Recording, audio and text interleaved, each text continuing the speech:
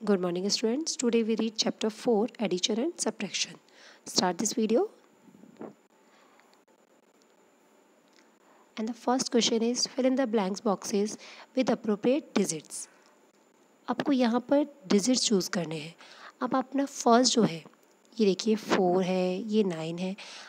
इसमें आपको मैं 2 रूल्स बताऊंगी जिसके थ्रू आप इन क्वेश्चंस को इजीली सॉल्व कर सकते हैं. फर्स्ट जो रूल है वो हम लास्ट चैप्टर्स में भी रीड कर चुके हैं. मैं रिवाइज़ करवा देती हूँ. ये देखिए आपका यहाँ पर क्या है, बिग नंबर, और आपको गिवन है स्मॉल. बिग नंबर आपसे दिया हुआ है, स्मॉल नंबर दिया हुआ है और दूसरा स्मॉल नंबर पूछा गया है. इसके लिए आप सिंपल क्या कर दीजिएगा, माइनस कर दीजिएगा. माइनस करने पर आपका आंसर कितना आया, 5. यानी जो अब आपका यहाँ पर आंसर आएगा वो कितना आएगा, वो आपका आएगा 5. तो आप यहाँ क्या लिखने वाले हैं, 5. अब आप देखिए नेक्स्ट आपका जो आप सॉल्व करेंगे वो कितना है, 8. 8 में आप क्या ऐड करें कि वो 7 बन जाए. अब ऐसा तो पॉसिबल है नहीं कि किसी चीज़ में आप कुछ ऐड करें और वो नंबर कम हो जाए, यानी वो नंबर तो बड़ा होगा और वो नंबर कितना बड़ा है, वो हुआ है 17. बट हम यहाँ पर कितना लिख सकते हैं, ओनली 7. तो आप सोचिए कि आपको 17 एक बिग नंबर है, स्मॉल नंबर माइनस कर दिया, नंबर निकल कर आ गया 9. तो यहाँ आपका क्या आ गया, 9. अब आपकी यहाँ पर क्या थी, एक कैरी आई है, 17 था ना, तो 1 आपकी यहाँ कैरी हो गई. अब 1 + 5 कितना हो गया आपका, 6 है ना. फिर से आपके पास क्या हो गया, बिग नंबर वाली कंडीशन आ गई, यानी कि 6 हो गया, 8 हो गया और एक दूसरा नंबर आपके पास गायब है. उस नंबर को आप कैसे निकालेंगे, सिंपल जो आपको ट्रिक बताई थी माइनस वाली, आपने 8 - 6 किया तो कितना आ गया, 2 आ गया. ये आपके सारे मिसिंग वर्ड्स हैं. 6 + 3 कर लीजिएगा और ये 9 हो गया. तो आप सिंपल रूल फॉलो करेंगे, बिग नंबर और स्मॉल नंबर है ना को माइनस कर लीजिएगा तो आपको मिसिंग नंबर मिल जाएगा. अब हम देखते हैं आपका नेक्स्ट. ये है आपका नेक्स्ट क्वेश्चन. इस नेक्स्ट क्वेश्चन में देखिए आपको क्या फाइंड आउट करने हैं, माइनस के थ्रू फाइंड आउट करने हैं मिसिंग वर्ड्स. तो मिसिंग जो डिजिट्स हैं, आपने उनके लिए क्या किया, यहाँ है 8. अब जो 8 है इसको आप किस में से माइनस करें कि आपको 7 मिल जाए. इस बार आपको सेकंड रूल समझाती हूँ. सेकंड रूल के अकॉर्डिंग क्या है, 2 स्मॉल नंबर्स को प्लस करने से एक बिग नंबर बनता है. ओके. अब ये बिग नंबर तो हमें मिल गया और हमें यहाँ का पता भी चल गया कि यहाँ 15 आना चाहिए. बट आपको पता है कि आप सिंगल डिजिट को ही लिख सकते हैं, तो आपने यहाँ पर 5 को लिख दिया. लेकिन 5 तो आपने लिख दिया, बट इसे 15 कैसे बनाया जाए, क्योंकि आप तो 15 में से 8 को माइनस करेंगे तब जाके आपका 7 आएगा.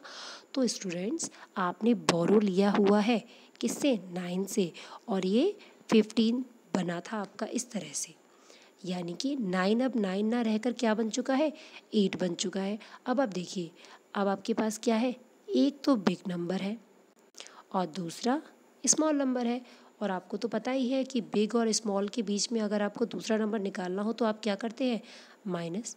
यहाँ आपने माइनस किया और आपको यहाँ का डिजिट मिल गया, ये कितना है, 6. अब हम नेक्स्ट के पास जाते हैं. नेक्स्ट आपको क्या है, एक स्मॉल नंबर है, फिर बिग नंबर है ना.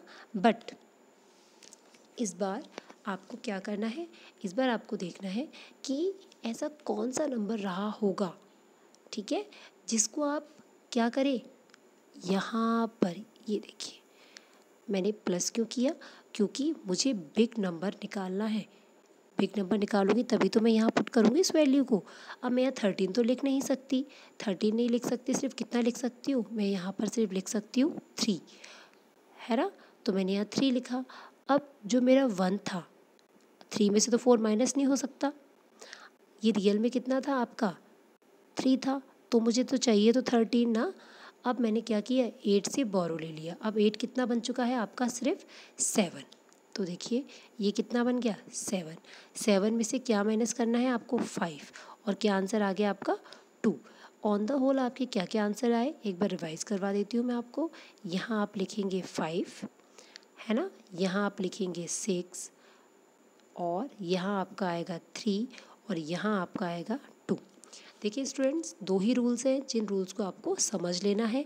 अब इन्हीं रूल्स के बेस पर आप अपने क्वेश्चंस को सॉल्व करेंगे. अब हम देखते हैं आपका नेक्स्ट क्वेश्चन जो है fill in the blanks boxes. ये देखिए आपको माइनस करना है, ठीक है। 4890 में से 10 को तो माइनस करते हैं। अब हम जब आपने माइनस किया 0 में से 0 माइनस हुआ, 9 में से 1 हुआ तो 8 आ गया और 4 8, ये सेम आंसर आ जाएगा। बस आपको इसे वैल्यू को पुट करना सीख लेना है। अब आप देखिए कि आप 9540 में से क्या माइनस करें कि आपको ये मिल जाए। मैंने आपको कहा था कि अगर बिग नंबर और स्मॉल नंबर का है तो आप सिंपल माइनस कर लीजिए। तो आप माइनस कीजिए, 0 में से 0, 4 में से 4 गया तो 0, 5 में से 4 जाएंगे तो आपका 1 और 9 में से 9 तो 0, यानी आपके पास क्या आंसर आ गया यहाँ पर 100। ओके, अब हम देखते हैं आपका नेक्स्ट में आपको ये देखिए सेम डिजिट है। अगर सेम डिजिट होता है तो सिंपल आप क्या लिख देते हैं, 0 माइनस करने पे आपको सेम डिजिट मिलता है। अगर आपको 0 में से किसी चीज़ को माइनस कर रहे हैं तो वो डिजिट खुद अपने आप में आंसर होता है। तो यहाँ पर आपका आंसर क्या होगा 6 4 और ये हो गया आपका 5, ठीक है। ये सिंपल अपने आप में आंसर होता है, मतलब 0 की वैल्यू से डिजिट पे कोई भी इफेक्ट नहीं पड़ता। अगर आपसे ये बोला जाए कि 49 में 68 को प्लस करेंगे तो वही आंसर आएगा जब 200 में से माइनस करने पे आएगा, यानी यहाँ का आपको डिजिट बताना है। तो यहाँ क्या डिजिट है देखिए, यहाँ मैंने क्या किया 49 में 68 को प्लस किया तो मेरा आंसर आ गया 117, ठीक है।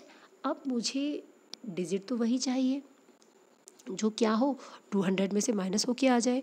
तो अब क्या कीजिए 200 में से 117 को माइनस कर दीजिए, तो क्या आंसर आएगा ये आंसर, और यही आंसर आपका कहाँ आ जाएगा यहाँ पर। तो ये दोनों साइड बराबर हो जाएंगी। ओके, अब देखिए आपका नेक्स्ट, यहाँ पर आपको इसमें से 8000 में से 1000 को माइनस करना है। तो 8059 में से जब आप 1000 को माइनस करेंगे तो 9 में से माइनस हुआ तो 9 आ गया, 5 में से 0 जब जाता है तो क्या बचता है 5 खुद बचता है, 0 में से 0 गया तो ओनली 0, 8 में से 1 गया तो आपका 7 आ गया। ये तो बहुत ही इजी क्वेश्चंस है। अब हम देखते हैं एक हार्ड क्वेश्चन। ये हार्ड जो टफ क्वेश्चन है ना, ये टफ क्यों है, यहाँ पर आपको 2 बार माइनस करना है। तो स्टूडेंट्स इसे किस तरह से सॉल्व करते हैं, पहले आप इस माइनस को कंप्लीट कीजिए। तो आपने क्या किया 6243 में से 859 को माइनस किया, तो आप चाहे तो यहाँ 0 लिख सकते हैं। जब मैंने माइनस किया तो 3 में से 9 पॉसिबल नहीं, तो ये क्या बन गया आपका 13 बन गया, ठीक है। अब आप क्या करेंगे 13 में से माइनस करेंगे, 13 में से 9 माइनस हुआ तो कितना आएगा 4। अब जो ये 4 है, ये 4 ना रह के क्या बन गया है 3 बन गया है, क्योंकि हमने इसमें से बोरो ले लिया है ना, बोरो लेने के बाद ये कम हो जाता है। तो 3 में से 5 पॉसिबल नहीं है, इसीलिए हमने बोरो ले लिया, ये तो 1 रह गया और ये क्या बन गया 13, 13 में से 5 हुआ तो 8 आया। और अब 1 में से 2 भी पॉसिबल नहीं है, इसीलिए इसने भी बोरो ले लिया, 6 क्या बन गया आपका 5, 11 में से 8 तो 3 आंसर आया, और 5 का क्या रह गया 5, क्योंकि 6 में से 0 जाएंगे तो 5 में से 0 जाएंगे तो 5 आएगा। अब जो ये आंसर आया है ना, क्योंकि आपका सिर्फ अभी कितना पार्ट कंप्लीट हुआ है, सिर्फ इतना पार्ट कंप्लीट हुआ है। अब इस आंसर को आप यहाँ लिख लीजिए, और जो नेक्स्ट आपका सब्ट्रैक्शन है इसको इसके ब्लो लिख लीजिए। जब आप ऐसा करेंगे तो आपका ये क्वेश्चन कंप्लीट होने वाला होगा। अब आप क्या करेंगे 4 में से 5 पॉसिबल नहीं, तो क्या बन गया ये 14, और 14 में से 5 जब माइनस हुआ तो क्या आता है आपका 9। अब 8 आपने बोरो देने से क्या बन गया 7 बन गया, 7 में से 4 गया तो 3 आंसर, और 3 में से 0 जब जाते हैं तो 3 बचता है, और 5 में से 1 गया तो आपका आ गया 4। इस तरह से आप इन क्वेश्चन को 2 पार्ट्स में कंप्लीट करेंगे। पहले आप इसे सॉल्व करेंगे, फिर जो आंसर आ जाएगा उसमें से इसे माइनस करेंगे। इसी तरह से आप बुक के अदर क्वेश्चंस भी कर सकते हैं।